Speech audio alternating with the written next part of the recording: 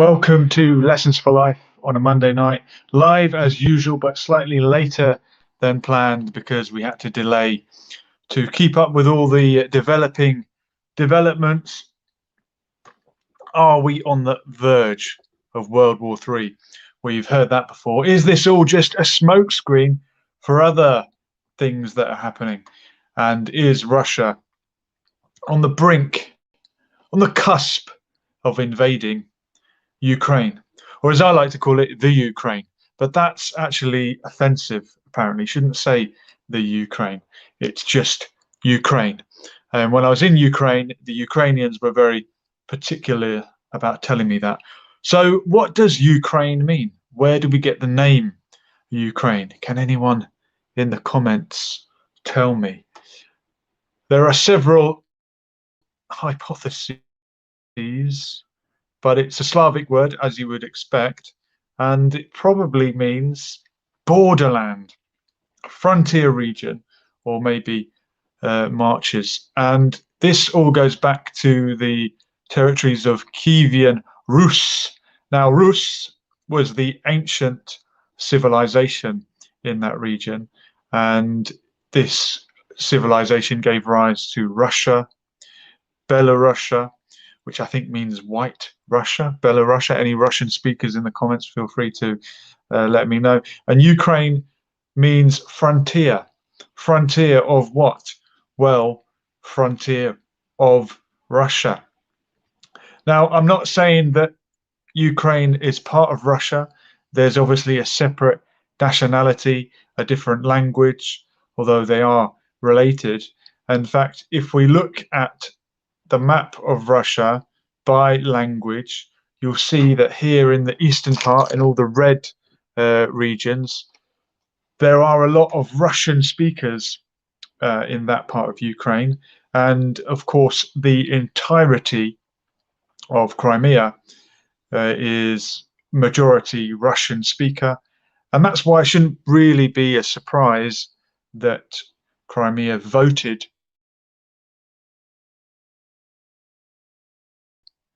to arguments about the vote in Crimea being rigged and not being free and fair, and this part of Ukraine was then taken over by Russia, if Russia, as if they somehow invaded it. But actually, Crimea,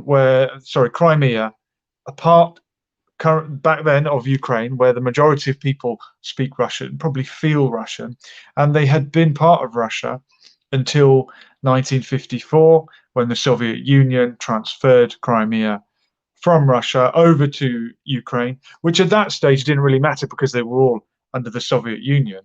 But then when that Soviet Union collapsed, Crimea remained as part of Ukraine.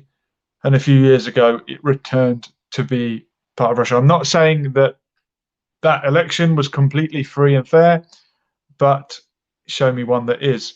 I'm just trying to provide the counter arguments, because if you live in a Western country, you're going to be hearing a lot of the so-called Ukrainian side of the argument. I am putting the other side of the coin. Feel free to correct me. Jump in and click the link in the description, and you can put me correct. Wasn't it the case that Crimea was simply rejoining Russia and not somehow being stolen? Now, this map shows us where the Russian speakers are in Ukraine. But if we have a look at the map of the election results in 2010, this is when Viktor Yanukovych came to power in Russia, and he was a very pro-Russian leader. And it's not surprising that it was mainly the eastern parts of Ukraine where he was popular, where he got the vote. You can see that in the blue areas. And that's not just if we compare it to the areas with Russian speakers. These are people who were happy to have a pro-Russian leader in Ukraine. Now, there's been many leaders over the years. We'll have a look at a historic leader in a moment. I'm just going to welcome Ozone into the conversation. Ozone, are you there? Hi there. There he I is. think my mic's Fantastic. on now. Yeah, we can hear you. We're just having a look at the map of where Viktor Yanukovych won the election in 2010, democratically elected president of Ukraine. And then what happened? Isn't he a comedian as well, by any chance? Now you're thinking Or is of that the someone new else? chap. Okay. Yeah, the replacement is a comedian, the current president. But back when Yanukovych won, he was pro-Russian, and before long there was a revolution, and he was gone. And if you have any kind of pro-Russian government, pro-Russian leader, whether that's in Syria, whether that's in Afghanistan before the Taliban ever got there, whether that's in Yugoslavia, you'll find pretty soon that you'll either have a revolution somehow with mercenaries overthrowing the government, or you'll have an invasion to do it for you. So this was the picture in 2010. And then 2014, we had the revolution, the military coup that ousted Yanukovych, this pro-Russian leader. And one of the first changes that was made when the new government came to power was to outlaw the Russian language.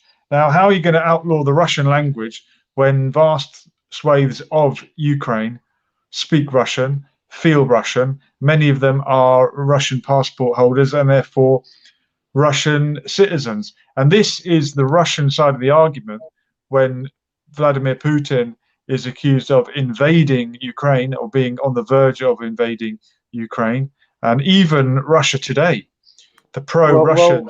This all goes back to the end of the Cold War, right? When who was it? Was it Gorbachev and yes. his deal with can't remember the US president at the time, but isn't it kind of known that their deal was never put on paper? It was a shake of the hand.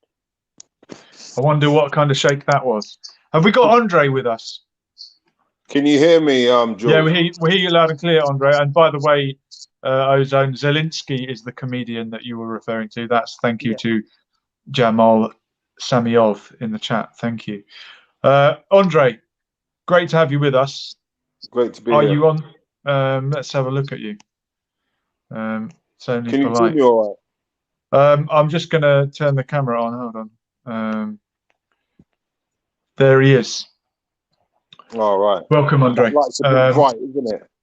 That's okay. As long as we can hear you and you're on the far right as usual. How are you doing? How are you? I'm all right, mate. Good to see you. Long time no see. Yeah, same here. And great idea, by the way. Andre requested this one, and so much has been happening. I can barely keep up with it.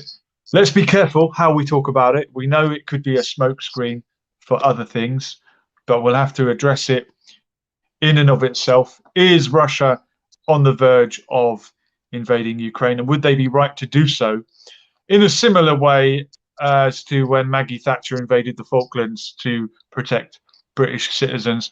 The difference being that was thousands of miles away across the globe. This is next door. Yeah. Well, going. Sorry, I'll let Andre in.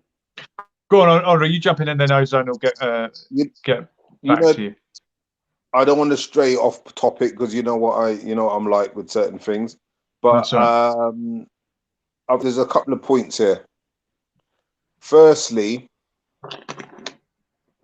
it's a bit of a hard one. I was thinking about this today. I know we spoke about this last week about doing this, but it's a bit of a hard one here because there's 3 points. So I'm kind of on the middle with it, but I am more pro-Russian with it, but there is a 50-50 with it, so to speak, or 60-40, should I say? Brilliant. Give me the devil's advocate. Okay, yeah. So basically, my first stance is this.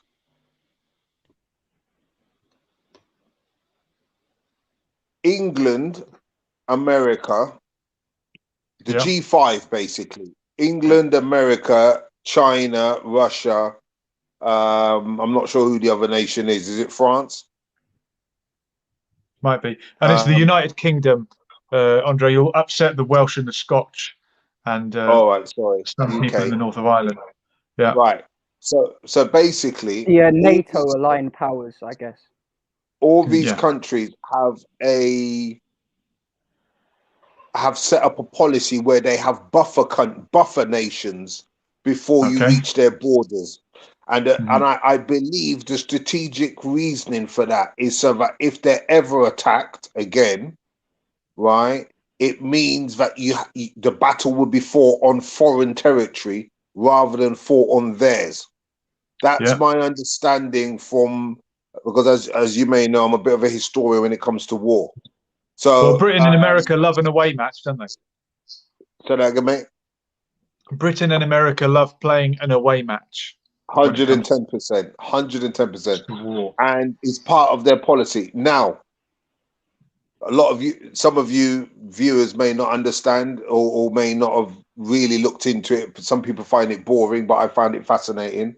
But the war, the Eastern Front War in World War II between Hitler and Stalin was a serious war, and the blitzkrieg that they got hit with, you know, sucked up to 100 miles of territory in a minute. It really caused a lot of deaths and problem, and I think Russia's still scarred because of that. Now, the Russian Federation went straight down into Poland. I mean, I've got a lot of Polish students that train with me in boxing and kickboxing, etc.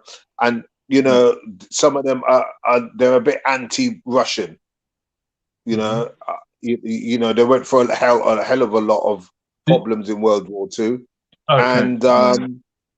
they are obviously a bit anti-Russian with certain situations, right, with certain viewpoints, so to speak. But the point I'm getting at is every nation has a right to protect its borders, and the Warsaw Pact that included all these nations, so to speak, going straight down into Poland, Mhm. was there for Russia's benefit and for the Eastern Bloc's benefit. Now, And of course, it was the Soviet Union at that time, right? it was the Soviet Union. Yeah. But what it is Putin has a viewpoint, or I believe, I've never met the man personally, but from what I'm seeing, Putin's, I think he's trying to revive the Soviet Union without it being Soviet, if that makes sense. Okay. Yeah, no, I understand what you're talking Right? about there. Yeah. Yeah. So and to be fair, me personally, I don't blame him. Personally, that's me, right? I feel that the West have no right. Well, first of all, the West are instigating this problem that is going on. This potential war is the West that They're the are ones pushing fueling it. forward on the border They're that was agreed pushing upon, forward. that That's no number one. nation would I gain mean, I'm not being funny an with advantage regards to over it. another nation. Right. I'm not being funny regarding it, but let's be real here. They don't want. Am I still online? You're still there. I'm just putting an Yeah, yeah, image yeah. on the screen. Oh, right. Let's be clear here. There has been a Cold War going on, and it's still a bit frosty with the relationships between NATO and the Warsaw Pact. And Russia has a right to say that they don't want to see an expansion of NATO on their borders. You know, we don't really talk about it too much there, but you've been to where I live, Jules, and as you well know, I'm around Yeah. the corner from a military installation. Mhm. Right. Yeah. They keep nuclear weapons there. And I'm almost certain those nuclear weapons are facing towards Russia. Wow. Well, it is what it is, isn't it? Right. Yeah. And what's happening is when Poland left the Warsaw Pact and joined NATO, that became the new battlefront. But Russia kind of accepted it. Okay, but Ukraine shares a border with Russia. It's too close. Do you understand? It's too close. And for them to be pushing to accept Ukraine into NATO, which let me be clear here, Ukraine is not part of NATO yet. Yet, but they're pressing to join. And the reason why is that the border, no nation. I think that's the handshake that I was talking about between Gorbachev. I didn't hear this. Sorry, I've only just come online, so I haven't heard anything. What was going on before. So towards the end of the Cold War, there was an agreement made between Gorbachev and whoever was the US president, right? But it was never put down onto paper, and it was a handshake. And that agreement was that no nation would gain the advantage in the theatre of war, like you're saying, over that border. Right. And that's the reason why it won't join NATO. Thank you for clearing that. I'm not aware of that handshake, but what I am aware of is what was going on in I think it was 1968 when Kennedy was in power, and what is known as the Cuban Missile Crisis. I don't know if anyone's mentioned that on Not yet. Right. Go for it. Feel free to bring it up. The Cuban Missile Crisis nearly brought us to a nuclear war, and that was because Castro, God rest his soul, Castro outed the American-backed dictatorship that was going on in Cuba. What was going on in Cuba, and basically it was a very corrupt government where the rich owned everything, the poor didn't get anything, and it was basically a playground for gangsters and everybody to go there. And it was really affecting Cuba. Castro came about and ousted that. Americans didn't like it, and basically they tried to they tried to put in the Bay of Pigs, which they tried to send expat Cubans back to defeat Castro on his own soil, and he killed them and basically annihilated them at the Bay of Pigs. Now, after that situation, they put sanctions on Cuba and basically ruined the country through sanctions. So he had to reorganize himself and to feed the people. So he went and done deals with Russia. Russia sent a lot of aid and tried to put missiles in Cuba in order so that they had a new base, basically, so that it was a short range for them to be able to launch nuclear weapons at America. Kennedy weren't having it.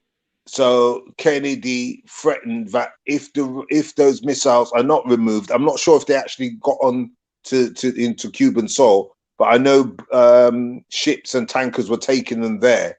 And he said if they dock in Cuba, then he will launch a nuclear strike against Russia.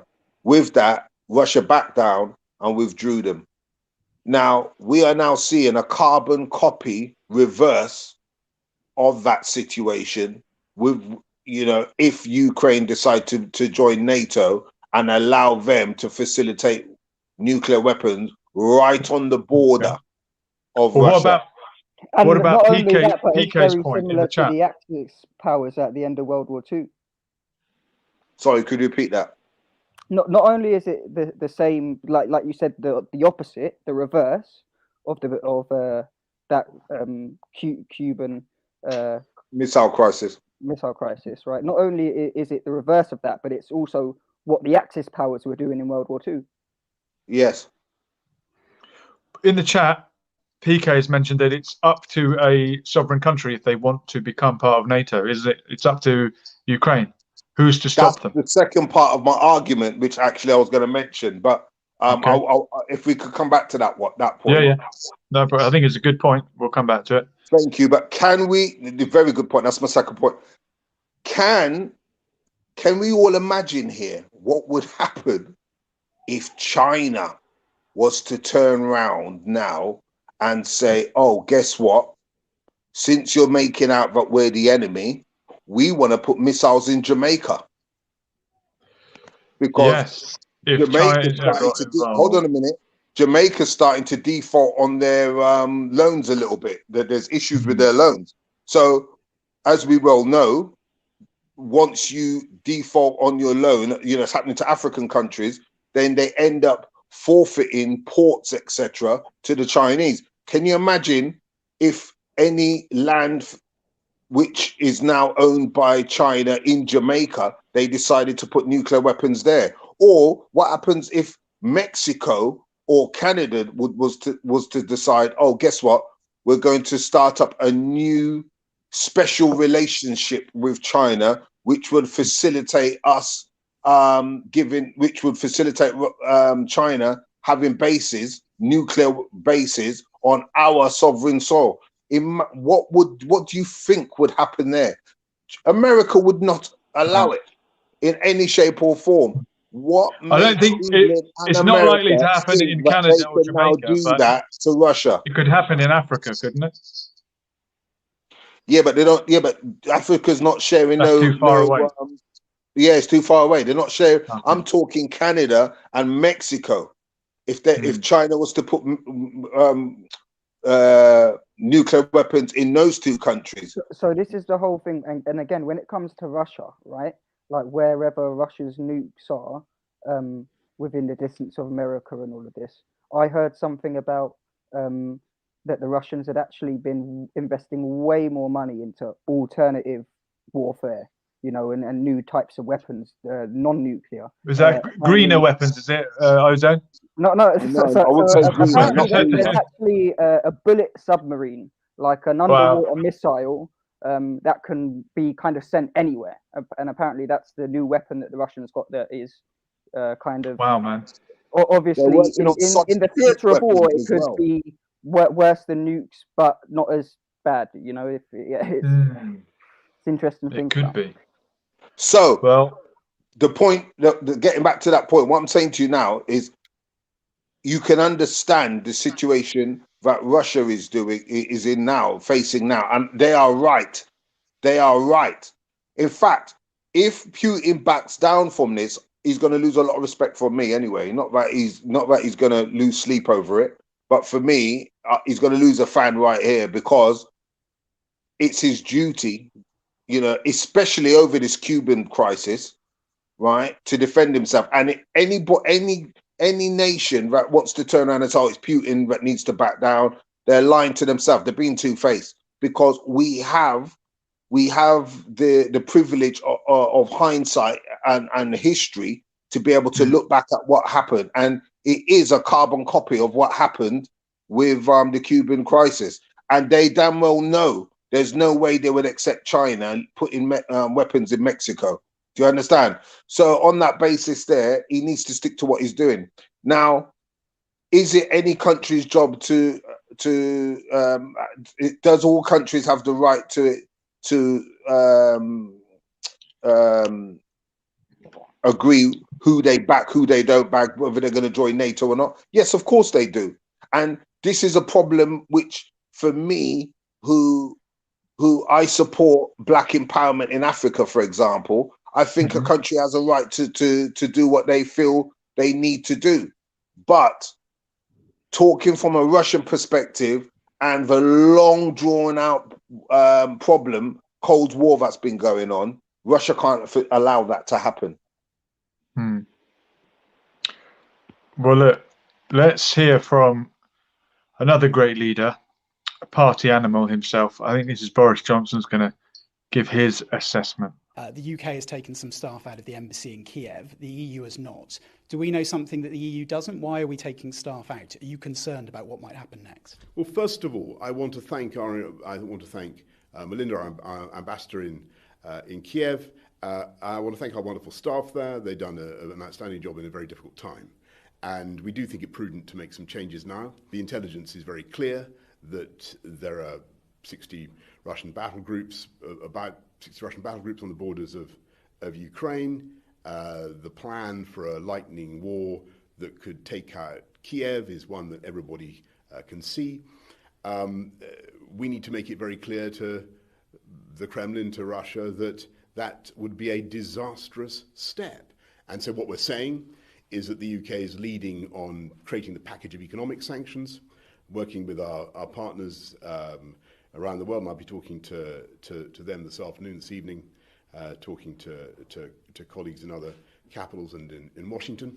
But it's the job of the UK to make sure that our friends and partners around the world, particularly in Europe, also understand that, and we get ready a tough enough package of sanctions. Look, I've got to tell you that I think that the intelligence is pretty gloomy on this point. There is certainly a large, very, very large array of Russian forces, and we have to take the necessary steps. I don't think it's by any means inevitable now. I think that sense can still prevail, but the UK is in the lead in creating that package of economic sanctions, stiffening the resistance of our Ukrainian friends, as you know, with defensive weaponry that we're supplying, making it clear that we stand fully foursquare with the people of Ukraine and that we support the sovereign integrity of Ukraine. Okay, a great question from Harry in the chat that I want to bring up, because he said, do you think Turkey would assist Ukraine? Ukraine just applied for observer status to Turkic Council. Yes, they will, Andre. Yes, they will. Yes, they will. Sorry, say that again. Will Turkey help Ukraine? Now, this is very interesting. Turkey are on the same team as Ukraine. You said that Vladimir Putin's trying to rebuild the Soviet Union. President Erdogan is trying to be the modern Sultan. He's trying to recreate the Ottoman Empire. Now, interestingly enough, you won't believe, wait for this one. You won't believe who wound up in Ukraine trying to help with the revolution.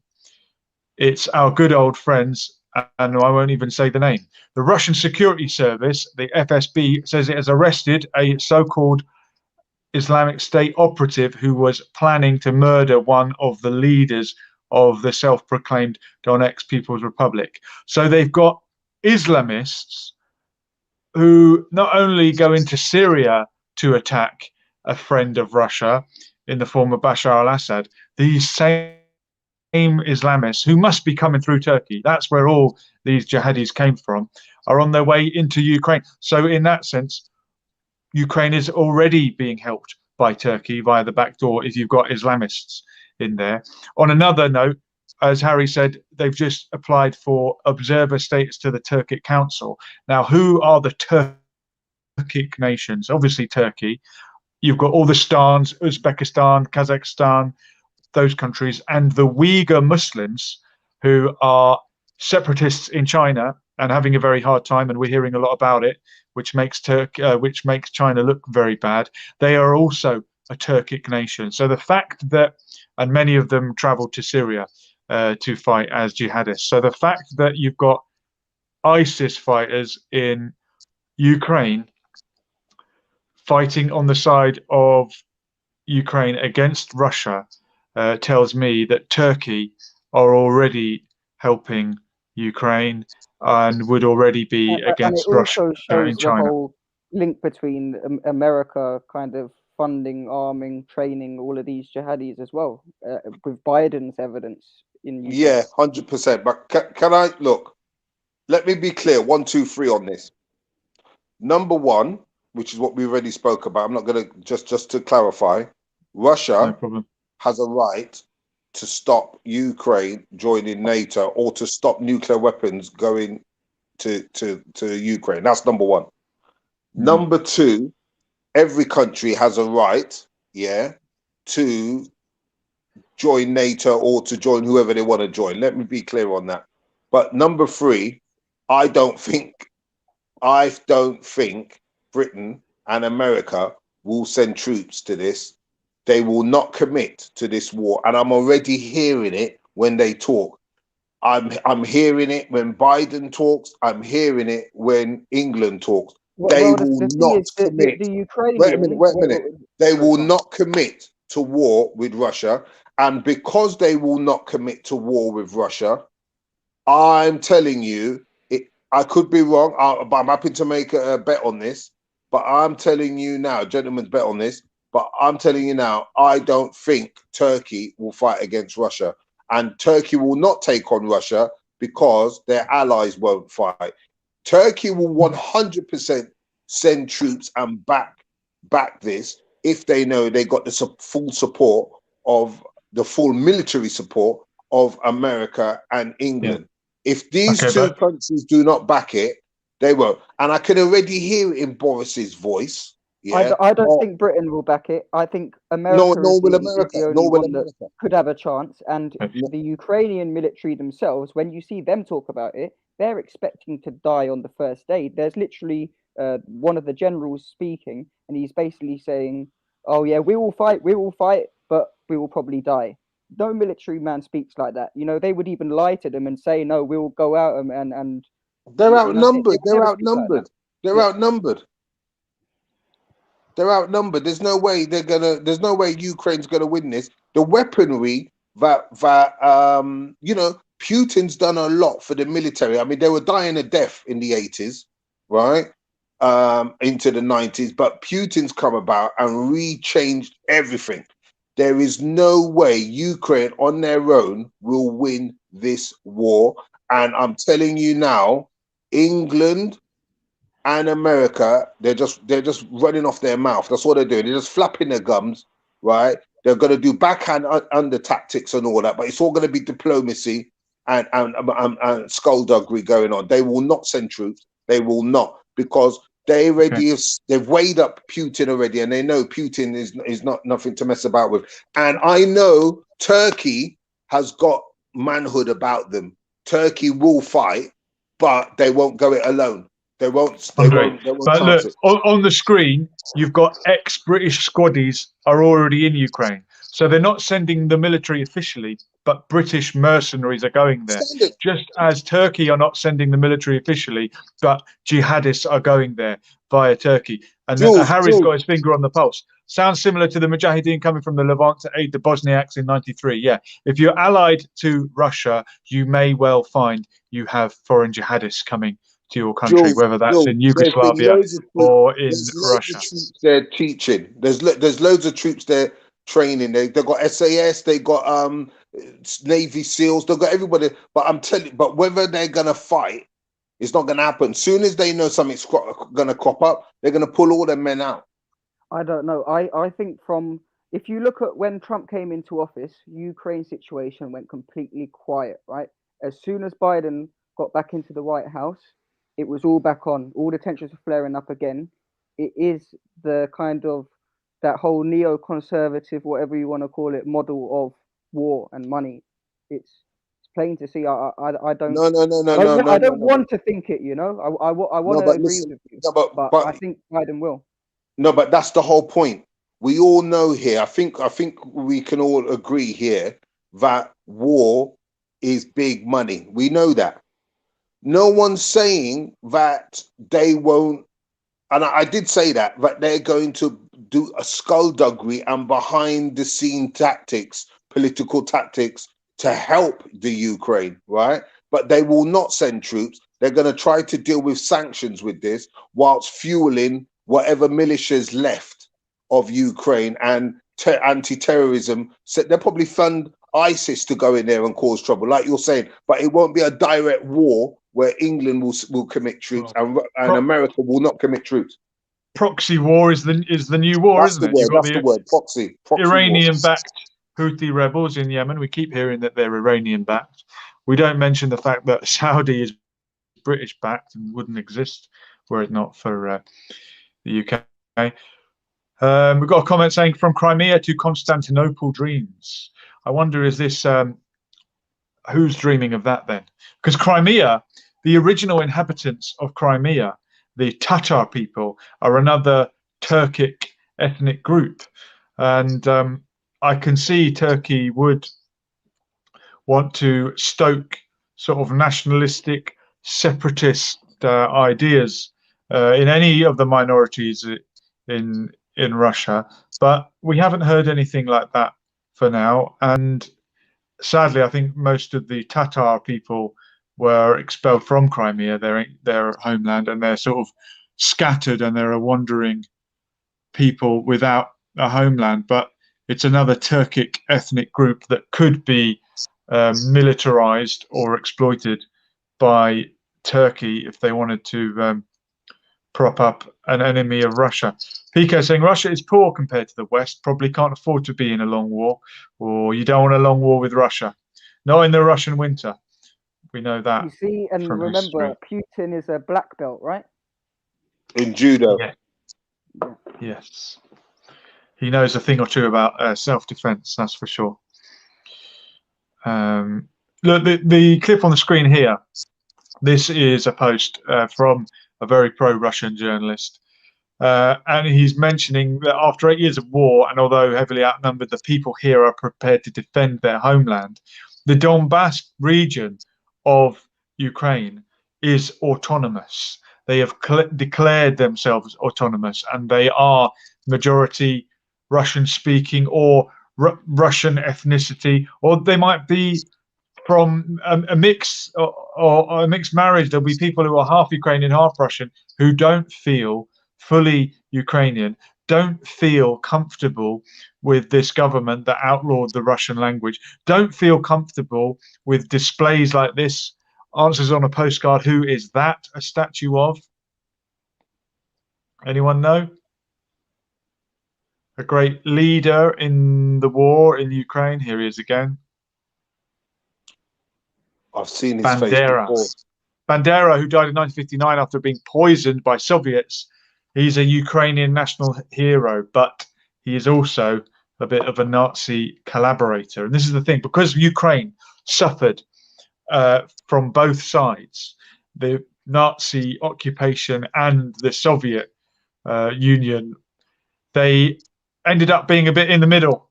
And the consensus on the ground in western parts of Ukraine is, well, you can say what you like about Hitler, but was Stalin worse? And this Bandera was certainly a Nazi collaborator, and he's seen as a national hero. I mean, you cannot glorify Nazi leaders in any country in the world, but you've got a government in Ukraine, not an elected government, by the way. That one was ousted by neo-Nazis. Why can't we glorify Nazi leaders? Well, there's laws against it. I wouldn't want to, Andre. Neither would you. You wouldn't want to. Neither would I. I'm just pointing out that no one does it. But in Ukraine, you have a government who honor a Nazi collaborator. This is the other side of the coin that we don't hear that much of. And here's the gentleman that they ousted. Yanukovych was found guilty of treason in a court in the new government that overthrew him. Not surprising that he would be found guilty. Jen Wallace in the chat seems quite surprised there might be to a few statues like that learn in South some America. of these. Say that again, might there? I think there might be Nazi statues in South America. Patagonia. Yeah. That's my whole there point. are parts of Argentina. That's my whole point. That you all right. Let me put it another word. You can't be a Neil, yeah. But you can be you can be a Steve, if you get my meaning. Do you get what I'm saying, Jules, or not? We'll have to decode it later, but you can't be you can't be Adam and Steve. That's for but sure. you can't be a Neil, but you can be a Steve, right? Neil Yeah, Steve's Armstrong. okay. But the two of them Yeah. do the same thing. The two of them have done mass murder, Neil and Steve. But guess what? We can't talk about Neil, yeah, e.g., or we can't be a Blair, but we can be a Neil. You know, we can't be a Neil, but you can. But it's okay to be a Blair. It's okay to give Blair awards and worship Blair, but we can't be a Neil. Do you understand what I'm saying, Jules? Yes. They're both I get you mass this. murder. Yeah. That's right. That's right. Anyway, this yeah. war with the Ukraine could simply end by the West saying we're not going to continue with the NATO. We're going to have a special relationship with the Ukraine, but we're not going to allow them to join NATO. And guess what? We're not going to be putting nuclear weapons on your border. That's what they've got to say. Simple as that. Then this would be done and dusted, and we'll be back to talking about other things like C-19. Do you understand what I'm saying? Well, the less said about that, the better. But you make a fair point. So the final image on the screen is of a local fighter in Donetsk. And this is just to make the point that there are people in that region of Ukraine that feel they are under attack from the Ukrainian government. And it would be, in their view, Russia coming to their rescue. Just like the British soldiers were meant to be coming to the rescue when they arrived on the streets of the north of Ireland. But in the end, they were not actually there for that purpose. Why does the Ukraine people feel like they're under attack? I'm saying the ethnic Russians and Russian citizens in Ukraine feel that the new unelected government that came to power in a military coup have made Ukraine a cold house for the Russian people in Ukraine. And you can see where they form the majority in the red regions there. And, well, what does it feel like to be a minority in a country that doesn't make you feel welcome? I wonder if you can imagine what that feels like. Yeah. I'm treading carefully. But I don't pick up an AK-47 and a grenade, though, Jules. Well, but you're ready to. You're ready to if you felt really threatened. And that's the argument that these will will make. And I'm not saying it's right. I'm not encouraging violence. Yeah, no. Let me correct you on that. Let me correct you on that. Am I ready to? Would I be ready to? Yes, I would. But the level it would have to go, e.g., back to slavery days for me to get to that level, right? Absolutely. Right. Ukraine isn't on that at the moment. What is bringing on this war rhetoric is NATO and nuclear weapons. That's what's bringing on this war rhetoric. If it wasn't for that, Russia wouldn't be looking to attack. Mm-hmm. Am I wrong or am I right? And like they say, is it even Russia attacking, or is the video you played of Boris and the whole embassy being evacuated or whatever? Seems to me like maybe Boris has heard something from Biden. Maybe not. It's Russia going to attack. Maybe they've heard. They're shifting. They're getting ready to shift. That's my whole point. That's my whole point. They're getting ready to shift. Well, when you start taking orders from Joe Biden, it's a problem. But I'm curious that even Russia today has used the language Russian invasion of Ukraine is imminent. They're using that language. This Putin mouthpiece. I mean, this is Johnny Tickle, British, obviously a British journalist writing in Russia today, but he's allowed to say that, or he's allowed to use that language. So I think that's quite honest. Yeah, but that's not coming from Kremlin. That's not the Kremlin. No, but Russia Today are a Russian national channel, aren't they? Wouldn't they have to toe a certain line? I mean, I like Russia Today because they give you the other side of the argument usually. That's RT, RT, yes. I know that a lot of the journalists on there have been quite kind of independent, and isn't one of them kind of got sacked for that, right? So maybe they're you can say from kind of this one from Johnny Tickle, like the language used, that would be the opposite of that, really, wouldn't it? Yeah, yeah, yeah, yeah. 60% of me tells me this is not going to turn into a war. 60%. I Yeah. like those odds. Well, Because I'll as just I said to you, America, England are starting to back down. yeah. From what that's my feeling, and the the ostracizing, if I'm using the right word, of the Russian speaking people in the Ukraine, right, Yeah. isn't enough to be battling the war drum. Okay. It's a diplomatic thing, it's a sanctions thing, yeah, but it's not a war thing. The war thing is nuclear weapons and NATO. That's what's bringing this on. Once that's dead in the water, it will go back to frosty relations between Russia and the Ukraine. That's what's going to happen, and probably skullduggery going on behind the scenes with Russia paying separatists to do this or to do that. Do you know what I mean? Yeah. Cold War. Yeah. Well, I'd rather have a Cold War than a hot war.